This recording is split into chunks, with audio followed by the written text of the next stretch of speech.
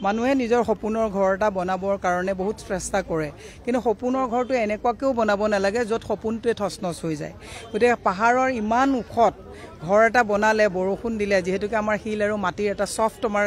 মানে সয়েল মানে যেটো ব্যৱস্থা গতিকে খহিলে মানুহৰ মৃত্যু হ'ব গতিকে মই সকলোকে অনুৰোধ জনাইছো আৰু চৰকাৰকে এটা ষ্ট্ৰিক্ট গাইডলাইন দিছো যে নোটিছ দিব নালাগে নোটিছ দিয়াৰ আগতে যাতে এই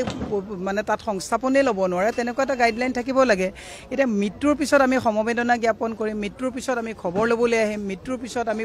পুষ্পাঞ্জলি শ্ৰদ্ধাঞ্জলি দিম এটো জানো এটা পৰিয়ালৰ কাৰণে হয় মই সেই কাৰণে যিসকলে নতুনকে কোনোবাই পাহাৰৰ তিলত আহি পেলাই নিজৰ সপোনৰ ঘৰখন বনাম বুলি ভাবিছে এনেকুৱা ৰিস্ক ল'ব নালাগে আমাৰ মাননীয় সভাপতি গৌৰৱ গগৈ ডাঙৰীয়া দিল্লীৰ পৰা ৰাতিয়ে ফোন কৰিছে যে তাৎক্ষণিকভাৱে যাওক আমাৰ গোটেই ইয়াৰ ব্লকৰ মণ্ডলৰ গোটেই মানুহখিনি ইয়াত আছে বিভিন্ন তেওঁলোকৰ লগত সহায় সহযোগিতা আগবঢ়াই আছে গতিকে আমি এটাই কথা অনুৰোধ জনাইছো এই আজি ৰাজবংশী ডাঙৰীয়াৰ যেটো ঘটনা হ'ল সেইখন আমি সভাপতি মহোদয়ৰ লগত চপাইডাং গৈছো